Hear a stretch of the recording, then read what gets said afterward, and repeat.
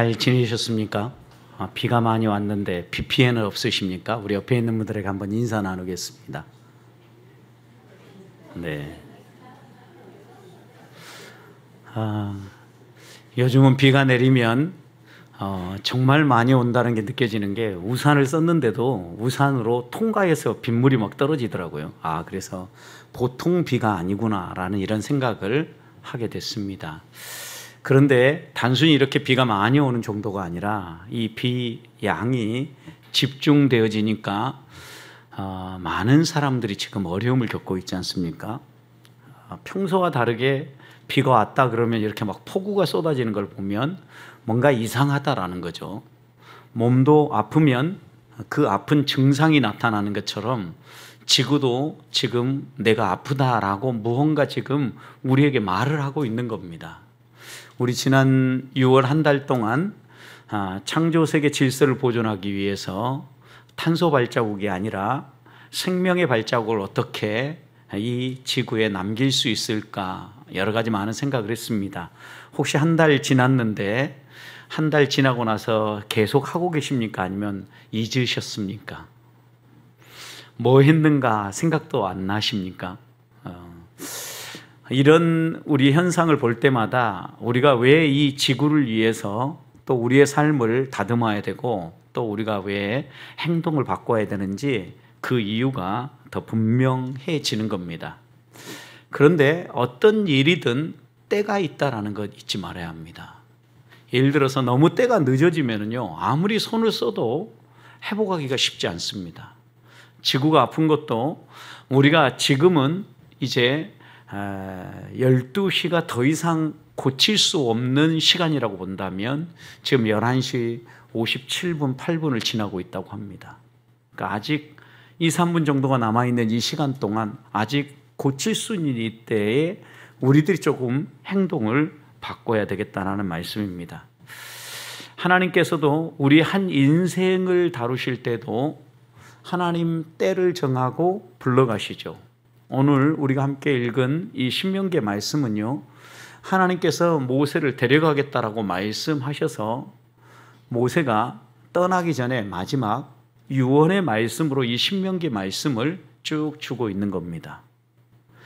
여러분, 신명기의 말씀을 유언적으로 주고 있는데 신명기 34장 7절 말씀을 보면 모세가 몇 세에 떠납니까? 120세죠. 그런데 34장 7절은 이 120세에 떠나던 때의 모세의 상태를 어떻게 묘사합니까? 그의 눈은 어땠어요? 흐릿하지 않았어요. 기력은 어땠어요? 또 쇠하지 않았어요. 여러분, 그러니까 생각해 보세요. 눈도 잘 안 보이고 침침하고 기력도 쇠해가지고 이제 죽겠구나 라고 생각하면 정리하기가 쉽죠. 근데 기력이 팔팔해요. 눈도 젊은 사람처럼 너무 잘 보여요. 이런데 하나님이 너 이제 떠날 때라고 이렇게 얘기하셔요. 모든 것을 정리하고 다 이제 위임하고 신앙도 이어달리기를 하고 지도력도 이어달리기를 하고 하나님이 주신 사명도 이어달리기를 할 사람을 세워야 되는데 모세가 얼마나 갈등이 되었겠습니까? 전혀 갈등이 안 될 것 같습니까? 우리도 생각해 보십시오. 내가 나이가 들었다라고 생각하는데 언젠가 젊다라고 생각하면요, 젊은 사람처럼 행동합니다. 그러다 보면 어떤 일이 벌어집니까? 자기도 모르는 사이에 어디가 하나씩 부러지기도 하고 다치기도 하죠. 왜냐하면 몸은 이미 나이가 들었는데 마음과 정신은 젊어 있어요. 그런데 지금 모세는 그 정도가 아니라 생각도 젊고 몸도 젊고 상태도 매우 좋은 상태라 이 말이에요. 이런데 모든 걸 다 정리하고 떠나려고 이 신명기의 말씀을 유언적으로 쭉 가르치는 모세의 심정이 어떠했겠느냐라는 거예요. 게다가 지금 어디를 눈앞에 두고 있어요? 요단강만 건너면 어디가 있어요? 가나안 땅이 딱 펼쳐진단 말이에요. 여러분, 출애굽해서 이 이스라엘 백성을 데리고 그 광야 험난한 길을 잘 데리고 여기까지 왔는데 모세도 얼마나 그 가나안 땅에 들어가고 싶었겠습니까, 여러분? 학수고대하며 기디하던 땅입니다. 그런데 하나님이 너 그곳에 들어가지 못해. 왜냐하면 마사 무리바에서 하나님의 영광을 드러내지 않지요. 아무리 백성이 뭐라고 해도 하나님의 온유함을 드러내야 될 모세가 화를 내고 또 하나님의 거룩함을 드러내지 못해서 출애굽 1세대와 함께 이 모세도 이 광야에서 쓰러지도록, 이 광야에서 생을 마감하도록 하나님이 말씀하셨죠. 정말 이런 일들을 한번 생각해 보면, 엄밀하게 얘기하면 모든 문제의 원인은 모세에게서 시작된 건 아니죠. 이스라엘 백성이 문제였던 거잖아요. 그것을 나름대로 변명을 한다면, 이 이스라엘 백성이 이렇게 내게 열만 받도록 하지 않았다면 내가 그렇게 안 되었을 텐데, 하나님 너무 가혹합니다. 나도 그곳에 들어가고 싶습니다. 얼마든지 이야기할 수 있었을 텐데, 모세는 다 정리합니다. 자신이 죽은 후에 누가 자신의 뒤를 이어서 계승할 건지, 그리고 이스라엘 백성은 어떻게 앞으로 하나님의 말씀을 붙잡고 살아갈 것인지를 하나하나 교훈해 주죠. 누가 지도력은 이어받습니까? 여호수아죠. 그 다음에 하나님의 말씀은 어떻게 전수가 됩니까? 모세가 쓴 성경책이 뭐예요? 모세오경, 율법, 토라를 모세는 다 쓴 거예요. 왜? 모세가 죽고 난 이후에는 이 토라를 쓸 수 없잖아요. 오경을. 하나님이 주신 말씀을, 오경을 써서 이 오경 말씀을 통하여서 이스라엘 백성이 삶의 지표를 삼고 또 가나안 정복에 힘을 얻을 수 있도록 성경 말씀을 쭉 하나님이 부르시기 전에 다 쓰고 있는 모세의 모습을 생각해 보십시오. 적어도 하나님께 받은 은혜가 크고 놀라웠지만, 하나님이 그를 데려가시고자 할 때 그는 하나님의 말씀에 순복했고 하나하나 지도력도 계승해주고 하나님 주신 말씀도 글로 남겨서 후대에 사람들이 읽고 교훈을 받을 수 있도록 준비를 해 주었다라는 겁니다. 그런 점에서 모세는 참 지혜로운 사람입니다. 왜냐하면 세상에서도 지혜로운 사람은 머물 때와 떠날 때를 아는 사람이라고 얘기합니다. 떠나야 하는데 머물러 있는 사람은 많은 사람들에게 불편함을 만들어내고요, 머물러 있어야 되는데 자꾸 떠나면 그 빈자리 때문에 사람들이 아쉬워하게 되어 있습니다. 그래서 때를 정확하게 알고 그 때를 따라서 하나님의 뜻을 행하는 것, 이것은 우리 모든 성도들에게 꼭 있어야 될 부분입니다. 자, 그렇다면 하나님이 우리 각자에게 주신 때를 어떻게 분별하고, 하나님이 우리에게 주신 이 사명을, 우리에게 주신 이 아름다운 신앙을 어떻게 하면 우리의 다음 세대, 우리의 자녀 세대, 그리고 또 믿음의 후 세대들에게 전승하면서 계승하면서 살 수 있을까요? 하나님은 오늘 우리들에게 주신 것 가운데 어떤 것들을 계승하면서 나누라고 말씀하실까요? 오늘 말씀 보면 먼저 1절, 2절 말씀을 보십시오. 모세가 가서 온 이스라엘에게 이 말씀을 전하여 그들에게 이르되, 이제 내 나이 120세라 내가 더 이상 출입하지 못하겠고 여호와께서도 내게 이르시기를 너는 이 요단을 건너지 못하리라 하셨느니라. 모세가 이스라엘 백성 전체를 모았습니다. 그리고 지금 그들에게 설명하는 거죠. 이제 내 나이 120세가 되었다. 그런데 내가 이제는 더 이상 여러분 앞에 출입하면서 여러분을 가르치기 어렵다라고 이야기를 합니다. 여러분, 이 말이 이해가 되십니까? 신명기 34장 7절 제가 처음 언급한 이 말씀과 상충되는 것처럼 느껴지지 않습니까? 왜요? 눈도 흐리지 않고 기력이 쇠하지 않았는데 출입을 왜 못합니까? 이거 완전 엄살이죠, 여러분. 그럴 수가 없죠. 느보산에서 하나님이 부르실 그 순간에도 그는 쌩쌩했던 사람입니다. 그런데 모세가 이렇게 이야기하는 이유가 무엇일까요?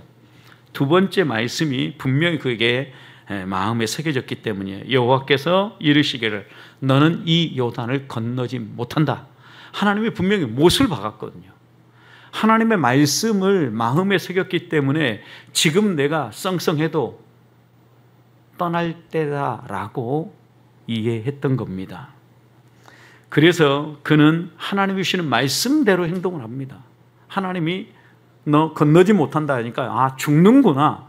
지금 아무리 기력이 있어도 나는 죽는 거야 라고 생각하고 모든 것들을 이양하고 있는데, 제일 먼저 그가 했던 것은요, 사람을 세우는 거예요. 여러분, 우리가 떠날 준비를 할 때 제일 먼저 해야 될 것 가운데 하나는 사람을 세워서 우리의 신앙이 이어지도록 해야 된다라는 겁니다. 3절도 보십시오. 여호와께서 이미 말씀하신 것 같이 내 하나님 여호와께서 너보다 먼저 가사 이 민족들을 내 앞에서 멸하시고 내가 그 땅을 차지할 것이며 여호수아는 내 앞에서 건너갈지라. 여기에 너는 누굽니까? 전부 모세를 이야기하는 거예요. 너를 아무나 갖다 붙이면 이제 성경 이해가 잘 안 되는 거예요.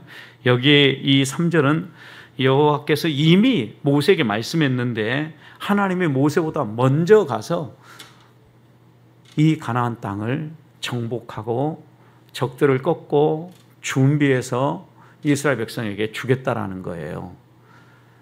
그리고 이 모든 일에 여호수아가 이 일들을 정복하는 일들을 감당할 것이다 라고 하나님이 모세에게 이미 말씀한 거예요.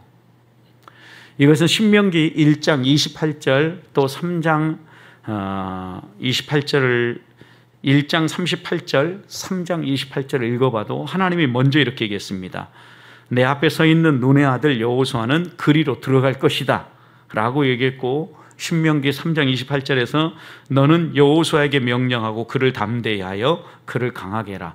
여호수아서의 말씀이 아니에요. 신명기의 말씀이에요. 하나님이 이미 모세에게 다음 세대로 누구를 세울 것인지, 어떤 사람을 세워서 이 사람을 통하여 가나안 정복 전쟁을 감당하게 할 것인지 지목해 주셨다라는 거예요.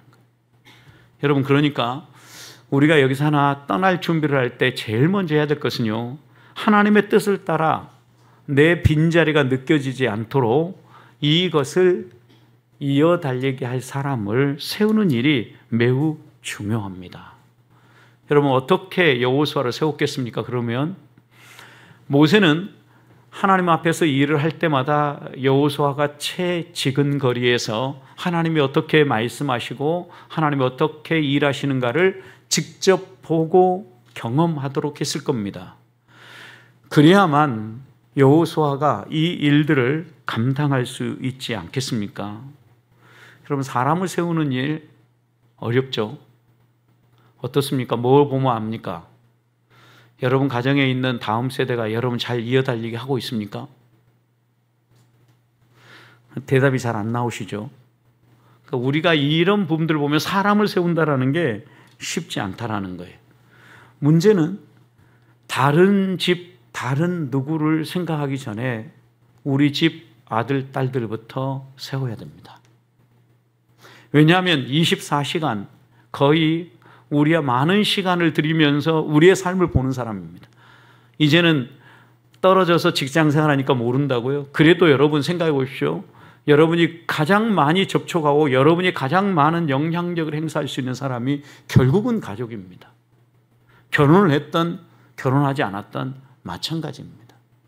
여러분, 그러면 하나님께서 우리를 데려가시기 전에 먼저 우리들이 하라고 하는 것이 무엇이겠습니까? 신앙의 전승을 너희 가정 안에서부터 하라는 것이지요, 여러분. 우리가 경험한 하나님을 우리의 자녀들도 보고 알 수 있도록 들려줘야 돼요. 이야기를 해야 돼요.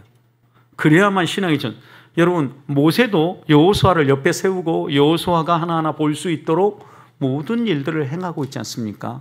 이미 광야 생활하는 동안 하나님은 모세에게 말씀하셨고 모세는 이것을 분명하게 여호수아에게 전수하고 있었던 겁니다. 함께 생활하면서. 늦었다고 하는 때가 가장 빠른 때라는 말이 있지 않습니까? 여러분, 그래서 믿음의 아들을 세웠던 바울은 디모데에게 이렇게 얘기했습니다. 디모데후서 2장 2절 3절에서 또 내가 많은 증인 앞에서 내게 들은 바를 충성된 사람들에게 부탁하라. 여러분, 이 얘기는 바울이 디모데에게 내가 너에게 가르쳐준 복음, 내가 너에게 가르친 수많은 하나님의 말씀 너 들었지 않느냐? 내게 들은 바 그것을 너는 다른 사람들에게 가르치라는 겁니다. 부탁하라는 거예요. 그리고 그 사람들이 말씀에 사로잡혀서 그 사람들의 말씀이 끝나는 게 아니라 또 다른 충성된 사람들을 세울 수 있도록 그들을 길러내라는 거예요. 믿음의 1세대, 2세대, 3세대까지를 내다보면서 양육하라고 말씀하고 있는 부분입니다. 그래서 저는 이 말씀을 마음속에 새기고 훈련할 때마다 제가 강조하는 게 있습니다. 하나님이 살아계심을 믿는다면 죽을 때까지 헌신하자라는 거예요. 내 빈자리가 느껴지지 않도록 죽을 때까지 거기에 헌신하자라는 거예요. 직분은 은퇴가 있어도 사명은 은퇴가 없습니다, 여러분. 많은 사람들이 나는 은퇴했으니까 일 안 해도 된다라고 생각을 합니다. 여러분, 그것은 직분의 은퇴이지 사명의 은퇴가 아니에요. 사명은 남아있어요. 하나님이 우리에게 주신 사명은 죽을 때까지 헌신하고 나아가야 될 부분입니다. 만약 부득이한 사정으로 내가 자리를 비운다, 또 떠나야 된다, 어디로 가야 된다라고 하면 저는 항상 그렇게 얘기합니다. 그 빈자리 메꿔놓고 가시라고. 이게 하나님의 뜻이라고.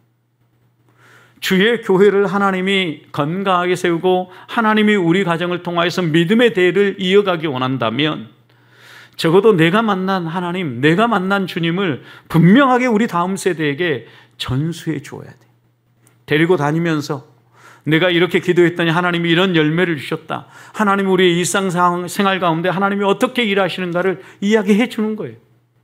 듣고 안 듣고는 두 번째예요.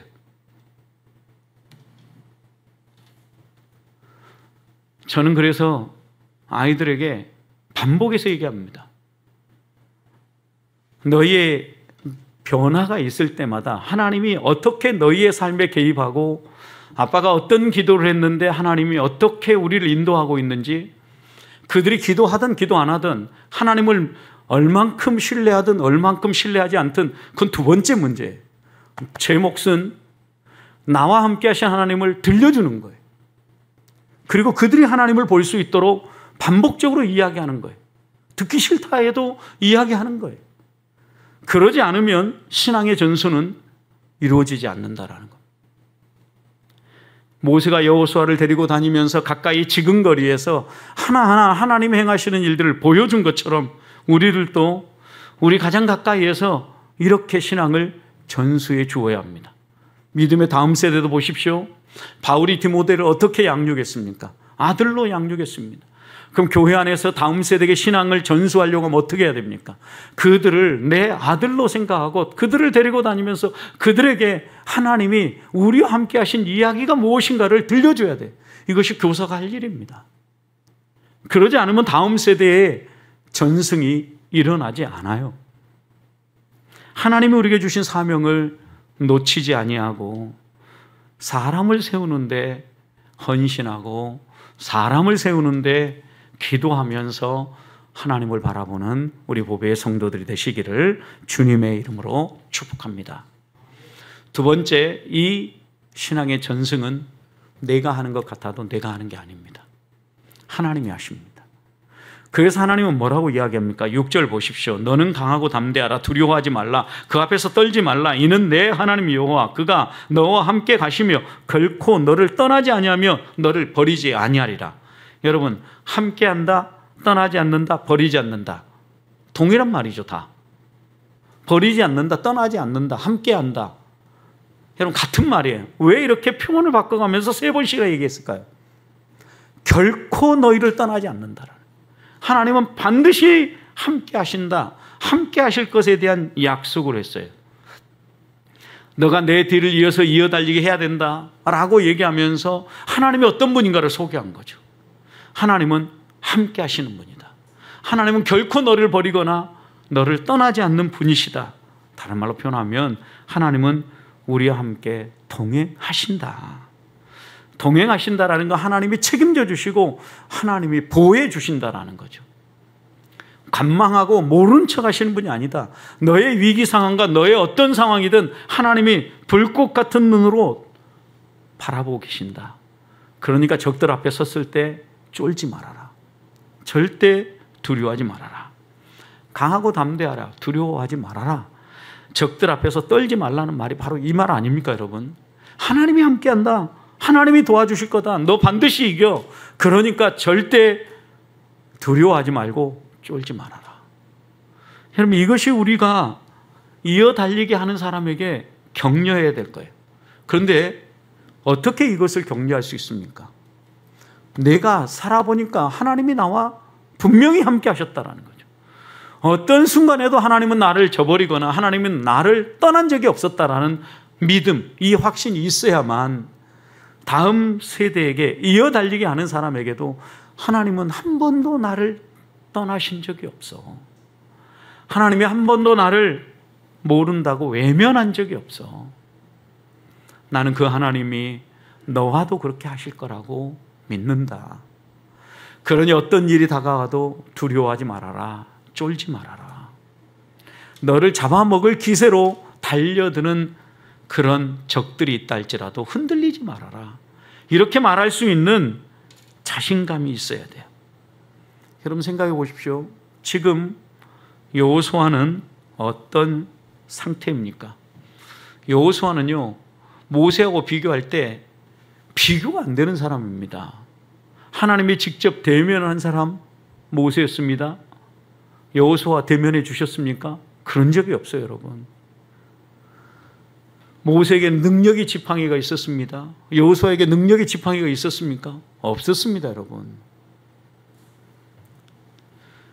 하나님께서 애굽에서 10 재앙을 내리실 때 이 재앙을 직접 선포하고 이 10 재앙과 함께 하나님 행하시는 일을 본 사람이 누굽니까? 모세잖아요.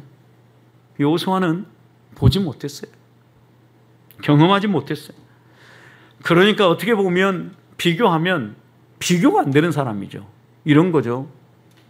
내 앞에 선임자가 있는데 이 선임자가 탁월한 능력자예요. 너무나 일도 잘하고 성품도 좋고 모든 면에서 능력 있는 사람이에요. 그런데 그 사람이 은퇴하고 그 자리를 내가 이어달리게 한다고 생각해 봐요. 가서 어떤 마음이 들까요? 엄청 부담이죠. 비교는 하지 않을까? 내가 잘할 수 있을까? 여러 가지 많은 부담이 돼요. 지금 여호수아가 그 심정이라. 그런 여호수아에게 지금 모세는 뭐라고 권하는 겁니까? 그렇게 걱정할 필요 없어. 내가 그렇게 할 수 있었던 것은 누구 때문이다? 하나님 때문이다. 야, 내가 능력이 있어서 그런 게 아니라 하나님이 나와 함께 하셔서 일했어. 그런데 그 하나님이 나와 함께 한 것처럼 너와도 함께 할 거야. 그러니 쫄지 마라. 이렇게 이야기하면서 여호수아를 세워준 겁니다. 그리고 그가 해야 될 사명이 무엇입니까? 가나안 땅 정복이잖아요. 이 사명을 완수하도록 하기 위해서 2가지를 언급합니다. 한 가지는 4절 보십시오. 여호와께서 이미 멸하신 누구요? 아모리 땅 왕 시온과 옥을 언급해요, 여러분. 이미 그들이 요단 동편을 지나오면서요, 그 길 좀 지나가자고 했는데 극구 반대해가지고 싸움이 벌어졌잖아요. 하나님 어떻게 했어요? 완전히 쓸어 주셨잖아요. 그래서 르우벤과 갓과 므낫세 반지파가 이 요단 동편에 땅을 차지하지 않습니까? 그렇게 하나님께서 요단 동편에서 이미 선제적으로 앞서 행하시면서 싸우시면서 너에게 준 것처럼 가나안 땅에 넘어가서도 가나안 땅 정복을 하나님이 이런 형식으로 할 거다.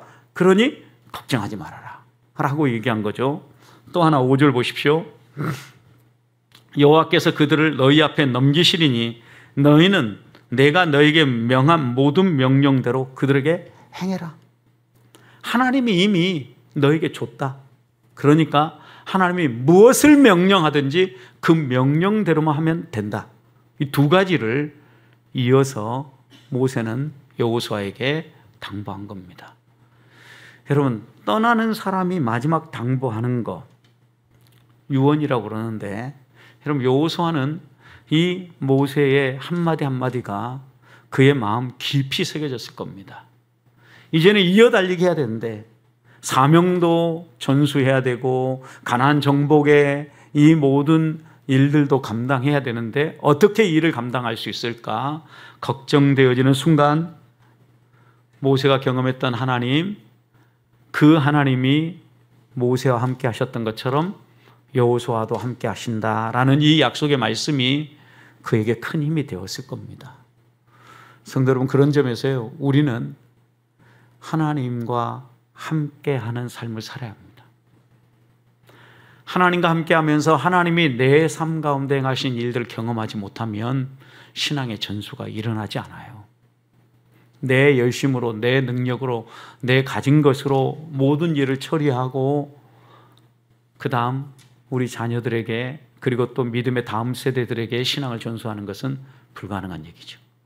세상의 방식으로 지혜롭게 너 능력 발휘하면서 사는 게 무엇인가 가르치는 거죠. 아이들이 제일 불안해하는 때가 있어요. 자기 앞에 중요한 결정을 해야 될 때 제일 불안해합니다. 여러분, 그럴 때 가장 마음을 평안하게 하고 두려워하고 떨고 있는 아이들을 안전하게 안심시킬 수 있는 비결이 무엇입니까? 하나님을 의지하게 만드는 거예요. 아빠도 그런 경험이 있었어. 그런데 그때 하나님께 무릎 꿇고 기도했는데 하나님이 마음을 평안하게 해주시고 그 어려운 일을 견딜 수 있도록 도와주셨어. 여러분, 분명하게 이야기해 줘야 돼. 저희도 큰애가 학교를 졸업하고 직장을 준비하려고 할 때 호락호락 직장이 안 구해지잖아요, 여러분. 그러니까 자기 딴에는 너무 다급했는지 막 불안해하더니 엄마, 아빠 할 말이 있어요. 그러더니 그 다음 하는 얘기가 뭐냐면 저를 위해서 예배를 한번 드려주세요. 그래서 왜 그러냐 그랬더니 제가 한 번도 이제까지 이렇게 아무것도 하는 일이 없이 미래가 불투명하게 이렇게 어디에 탁 던져진 것처럼 내팽겨쳐져 있는 적이 없었다라는 거예요. 근데 너무 불안하다라는 거예요. 그때 여러분, 우리가 할 수 있는 게 무엇입니까? 함께 예배하고 기도하면서 하나님이 엄마 아빠와 함께한 것처럼 너도 분명히 함께할 거다. 여러분, 이거 큰애가 직장 구하면서 그렇게 하는 거 봤죠? 둘째도 어떻게 할까요? 본대로 하는 거죠. 기도하고 있다. 하나님이 그 기도한 대로 인도해 주실 것이다. 여러분, 우리가 전수한다라는 것은요, 직접 보여주고 직접 경험하게 만드는 거예요. 그래야 이들의 마음 가운데 하나님이 어떤 분인가가 흔들리지 않고 새겨지는 거예요. 하나님이 행하시는 일, 하나님이 함께 하시는 것을 보아야만 신앙이 전수되는 거예요. 그러니 우리가 먼저 하나님과 함께하는 삶을 살아가기를 소망합니다. 절대 우리 앞에 펼쳐져 있는 것들 기도 없이 내 마음대로 해결하고 나서 하나님이 하셨다라고 말하면 안 돼요, 여러분. 하나님은 절대 만홀히 여김을 받지 않습니다. 속지 않으십니다. 그리고 이런 일들은요, 전수되지 않아요. 어떤 것이 전수된다고요? 하나님이 함께 하신 게 전수가 되어진다. 하나님이 함께 하심이 결국은 내가 떠나고 떠난 그 자리에도 오랫동안 남고 마음속에 새겨질 거라는 것 믿으면서 하나님 앞에 하나님과 함께하는 삶 살게 해주시고 함께 하심을 보여주게 하시고 함께 하심을 믿도록 전수하고 떠나게 해주십시오 라고 기도하는 우리 성도들이 되시기를 축복합니다. 마지막, 우리가 떠날 때 남길 것은요, 하나님 말씀이에요. 모세도 떠나면서 남겼던 것은요, 하나님 말씀이었어요. 7절을 보십시오. 모세가 여호수아를 불러 온 이스라엘 목전에서 그에게 이르되 너는 강하고 담대하라. 너는 이 백성을 거느리고 여호와께서 그들의 조상에게 주리라고 맹세하신 땅에 들어가서 그들에게 그 땅을 차지하게 해라. 여러분, 이 말씀은 하나님이 모세에게 주신 말씀이죠. 그런데 그 말씀을 그대로 여호수아에게 전달해 주는 거예요. 하나님이 내게 주신 말씀을 신앙의 전수를 해야 될 사람에게 그대로 전달해 주는 거죠. 여호수아가 지금 모세가 가진 것과 비교해 보면 비교가 되지 않은 상황이에요. 그럼에도 불구하고 하나님의 말씀을 그에게 다시 전수하는 이유는 무엇입니까? 하나님이 함께 하시면 말씀하신 대로 하나님이 이루실 거라는 것을 모세는 믿었기 때문입니다. 능력이나 은사가 아닙니다, 여러분. 하나님이 함께 하심입니다. 하나님의 능력이고 하나님의 선물이에요. 그것이 하나님의 놀라운 일들을 이루고 하나님의 역사를 이루시는 거예요. 8절을 보십시오. 그래서 너가 하나님의 말씀을 붙잡고 그 말씀대로 살면, 그리하면 이 말이죠. 여호와 그가 내 앞에 가시면서 너와 함께 하사 너를 떠나지 아니하며 버리지 아니하리라. 너는 두려워하지 말라, 놀라지 말라. 지금 여호수아에게 뭐 붙잡고 살라고 얘기한 거예요? 하나님이 너에게 주신 말씀 붙잡고 눈 앞에 펼쳐지는 상황이 어떠하든지 흔들리지 말고 그대로 가라는 거예요.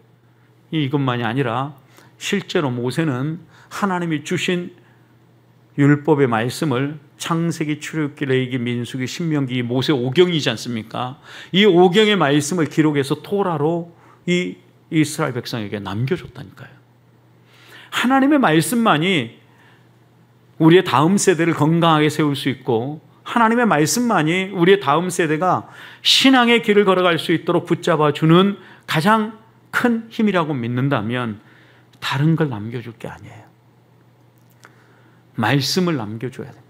하나님이 내게 주셨던 말씀, 하나님이 내게 이렇게 말씀하셨어. 그러니 나는 이것에 대해서는 걱정하지 않아.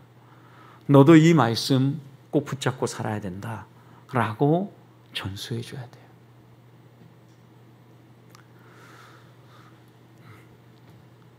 하나님 앞에서 우리가 살아야 될 여러 가지가 있는데요, 제가 이제 제일 아이들에게 안타까운 것 가운데 하나는, 애들이 초등학교 때는요, 둘 다 학교 가서 이제 게시판에 뭐가 되고 싶니라고 하면 막 거기다 그림 그리고 뭐 글을 쓰잖아요. 그럼 거기다 꼭 뭘 써놓은지 아세요? 교회 그림 그려놓고 목사 되겠다고 거기다 써놓은 거예요. 근데 제가 제일 아쉬워하는 것은 두 아들 다 저의 뒤를 이어서 목회를 하지 않는 거예요. 회개한 것은요, 목사의 길이 이들의 눈에 행복해 보이지 않았다라는 거죠. 저는 목사가 되겠다라고 얘기할 때 제가 다녔던 교회 담임 목사님을 보면서 나도 저 목사님처럼 살면 내 인생 후회가 없겠다 판단하고 저는 초등학생 때 목사가 되겠다 헌신했거든요. 제가 제일 교육을 잘 못 시킨 것은요, 재정교육이에요. 재정교육. 목사가 돈이 없어도 행복한 모습을 보여줬어야 되는데 아이들이 아빠처럼 살면 거지처럼 살 수 있겠다라는 생각을 하는 거예요. 그래서 이 아이들이 나는 다른 거 몰라도 돈에 구애받지 않는 삶을 살아야 되겠다라는 게 1번에 있었던 것 같아요. 제가 이 생각을 깨주기 위해서 얼마나 애를 쓴지 몰라요. 친구들 만나면 친구들 가운데 아들들이 한 둘 있는 아들들 가운데는요, 대부분 목회자가 한두 명씩 나오거든요. 아쉬움이 있어요.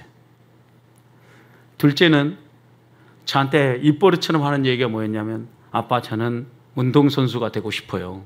그런데 운동선수를 하다가 나이 40이 되면 목회하고 싶어요 이랬어요. 그래서 제가 뭐라고 그랬냐면, 야, 네 할 거 다 하고 나서 남은 찐 다 빠지고 나니까 그제서야 하나님 앞에 너 드린다고. 하나님 너 절대 안 받아. 기뻐하지 않아. 하나님에게 헌신한다라는 것은 젊었을 때 해야 되는 거야. 너가 지금 그 마음이 있을 때 지금 헌신해야 돼 라고 이야기했던 기억이 있어요. 그리고 진로의 중요한 결정적인 순간들마다 아이들이 저에게 상담을 해올 때 제가 누차 강조했던 게 있어요. 너 하나님이 부르시지 않는가? 기도해봐라. 너의 길이 지금 이렇게 나아가고 있는데 하나님이 너를 아빠처럼 목사로 부르지 않는지 기도해라. 그리고 분명히 하나님이 부르지 않았다면 그 길을 가는 거다 라고 아이들에게 상담하고 이야기했던 게 기억이 납니다. 여러분 생각해 보십시오. 하나님이 우리에게 주신 말씀을요, 자녀들에게 그대로 전수하지 않으면 남아있지 않아요. 내 가장 가까이에 있는 자녀들에게 전수하지 않으면서 다른 사람에게 전수한다라는 것 더 어려운 일이지 않습니까? 그렇다면 우리는 잊지 말아야 돼요. 하나님이 내게 주신 말씀이 무엇인가? 그 말씀을 나눠야 되고 그 말씀을 우리의 가정에서부터 우리의 자녀부터 마음에 새고 이어달리기를 할 수 있도록 변화시켜야 돼요. 저는 오늘 이 밤에 우리 성도들이 함께 기도할 때 이 7월 한 달 동안 특별히 여름 사역을 눈앞에 두고 있기 때문에 어떻게 하면 우리 다음 세대들에게 하나님의 말씀을 교육하고 신앙을 전수할 건가, 이 주제를 가지고 금요일마다 말씀을 전하고 기도하고 있는데, 오늘 주신 말씀처럼 하나님이 우리에게 사람을 세우라고 하는 것 잊지 맙시다. 나의 뒤를 이어달리게 할 사람을 세우는 것, 다른 사람에 맡기지 않고 내게 맡기셨습니다. 그 사람을 세우고 그 사람에게 나와 함께 하셨던 하나님을 보여주고 그 하나님을 경험할 수 있도록 해야 합니다. 그리고 그 하나님이 내게 주신 말씀을 그들에게도 동일히 그 마음에 새겨주고 계신 것을 전수해야 합니다. 그래야만 하나님의 사랑이, 그리고 하나님의 말씀이 다음 세대에 이어집니다. 상황이 어떠하든지 그건 두 번째입니다. 내가 하나님을 믿고 하나님을 의지하고 나아가는 것, 이것이 당당해야 합니다. 이것이 행복해야 합니다. 저는 아이들이 그렇게 얘기해도 이제까지 한 번도 아빠가 돈이 없어서 불행하다는 이야기 한 적이 없습니다. 손가락을 빨아도 행복합니다. 아이들 교육할 때도 뭐라고 얘기했냐면, 너희들이 하고 싶은 모든 공부는 다 해도 좋다. 무한정 지원이다. 졸업하고 나면 이제는 끝이다. 아무것도 없다 그랬어요. 여러분, 저는 하나님 앞에서 하나님이 먹이시고 입히시고 하나님이 저를 통하여서 일하실 일들이 있다라는 걸 믿는다면, 어떤 필요가 있든 채우시고 먹이시고 입히신다라는 믿음을 가지고 살아야 된다는. 오늘 이 모세가 자기가 하나님의 말씀 따라 기력이 있고 힘이 있어도 가나안은 들어갈 수 없다라는 걸 분명히 알고 여호수아와 이스라엘 백성에게 전수하는 이 신앙을 보면서 우리를 또 다시 한 번 더 하나님 앞에서 하나님의 뜻을 찾고 우리의 신앙을 어떻게 하면 우리의 다음 세대, 특별히 우리의 자녀 세대에게 전수하고 더 나아가서 우리 주변에 있는 믿음의 다음 세대들에게 전수할 수 있을지 기도하며 나아가기를 소망합니다. 먼저 내가 하나님을 경험해야 합니다. 내가 하나님과 함께해야 합니다. 나에게 주신 하나님의 말씀이 분명해야 합니다. 이 밤 이것을 위해서 기도하며 나아가는 성도들이 되시기를 주님의 이름으로 축복합니다.